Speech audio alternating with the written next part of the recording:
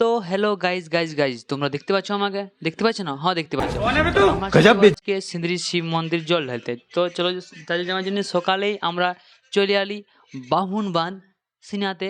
ওই চান করতে সিনাতে, ঠিক আছে। চান করে নেওয়ার পর আমরা ভুলে গেছি যে বুড়িগুলো কাঁচা না গেতো, তার ভন্তা বুড়িগুলো কাচি দিল। কাচি নেওয়ার পর একটু ক্যামেরায় মুখটা দেখাই দিলি, হয়ে চলে গেলি এই अरे कहना क्या चाहते हो।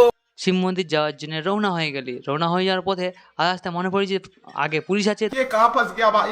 গোদায় নেওয়ার পর তারপর আমরা চলে গেলি, টাঙ্কি ওভারফ্লো হয়ে যেতে দিল, তখন আমরা টাঙ্কি খালি করে দিলি। খালি করে দেওয়ার ফাইনালি আমরা পৌঁছে গেলি সিন্দ্রি শিব মন্দির।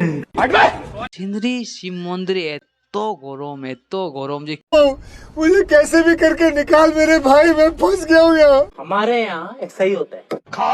দেখান দিয়েছে শিব মন্দিরটা দেখলাম।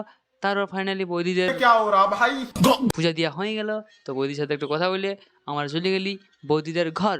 তো বৌদিদের ঘর যেয়ে একটু আমি রেস্ট নিয়ে নিলাম। রেস্ট নেওয়ার পর বেরিয়ে গেলাম বিকালে বৌদিদের ঘর থেকে আমাদের ঘর আসার জন্যে।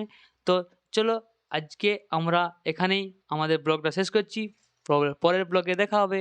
By, tata.